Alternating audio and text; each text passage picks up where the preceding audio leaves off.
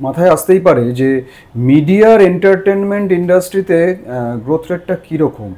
কেননা কানা ঘুষ হয়ে অনেক রকমই নাকি কানে আসছে যে ফিউচার নেই, প্রসপেক্ট নেই, জব নেই, এগুলো ঘুরে বেড়াচ্ছে। তো আমরা দেখে নিতে চাই যে অ্যাকচুয়ালি গ্রোথ রেটটা কীরকম।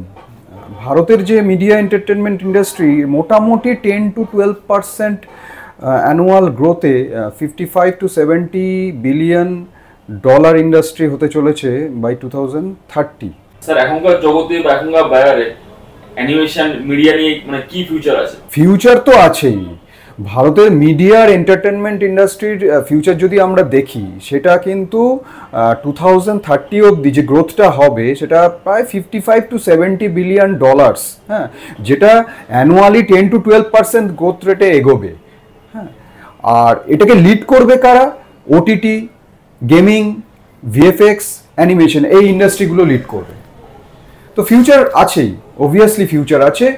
ট্রেন্ড চেঞ্জ হচ্ছে, টেকনোলজি আপগ্রেড হচ্ছে, টেকনোলজি চেঞ্জ হচ্ছে, কিন্তু obviously this is the future. এখন তো এআই এর যুগ চলছে, সেক্ষেত্রে অনেকে ভাবছে আমার জব কি থাকবে কি থাকবে না, অনেকে চিন্তিত ব্যাপারটা নিয়ে।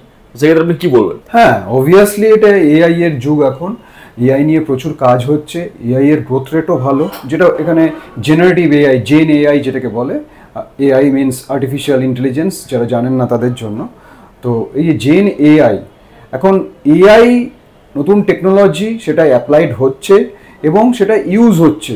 ব্যাপারটা হচ্ছে যে কোনো টেকনোলজি যখন আসে তখন মানুষকেই সেটা ইউজ করতে হয়। So we as creative persons, as creative artists, সেই টেকনোলজিটাকে অ্যাডাপ্ট করে কতটা অ্যাপ্লাই করতে পারবো তার উপর নির্ভর করছে। একটা এআই, সেটা একটা ইনপুটস দেওয়া আছে, সেই ইনপুটটাকে কিন্তু ব্যবহার করতে হবে। হ্যাঁ, তো টেকনোলজি চেঞ্জ হবে, ট্রেন্ড চেঞ্জ হবে, ট্রেন্ড আপগ্রেড হবে, টেকনোলজি আপগ্রেড হবে, এগিয়ে যাবে, কিন্তু সেটাকে অ্যাডাপ্ট করে নিয়ে আমরা যত নিজেদের ফেভারে ইউজ করতে পারবো ততই বেটার হবে। তো যারা সেটা ইউজ করতে পারবেন তারা এগিয়ে যাবেন, তারা সার্ভাইভ করবেন, তারা এক্সিস্ট করবেন। যারা সেটা পারবেন না তারা পিছিয়ে পড়বেন, তারা হারিয়ে যাবেন।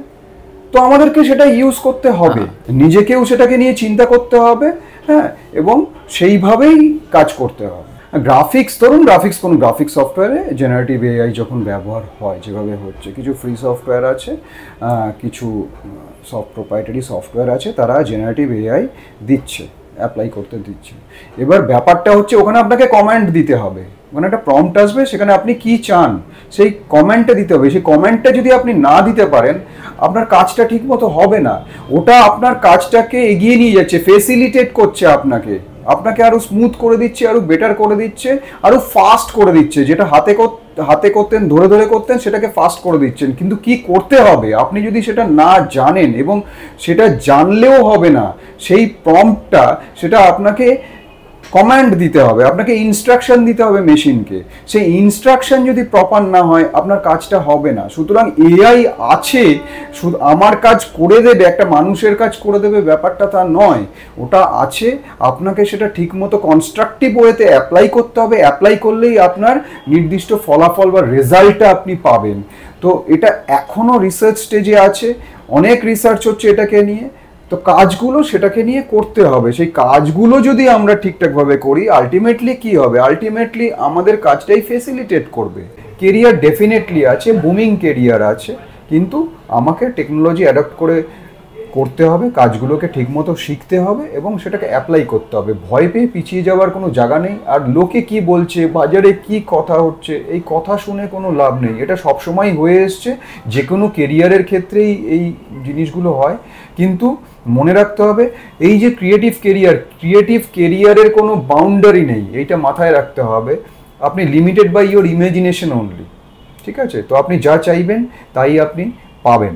আপনারা শুনলেন, আপনাদের প্রশ্নগুলো উত্তর দেওয়ার চেষ্টা করলাম। তো আসুন, পেরেন্টসদের বলবো, স্টুডেন্টসদের বলবো, ভয় না পেয়ে বাড়িতে না বসে থেকে নিজের ভালোবাসার জিনিসটা, প্যাশনটা পার্সু করার জন্য এরিনা অ্যানিমেশন উল্টোডাঙায় আসুন, খোঁজ খবর নিন, বুঝে নিন কি আছে আর কি ফিউচার আছে, তারপরে ডিসিশন নিন। ধন্যবাদ।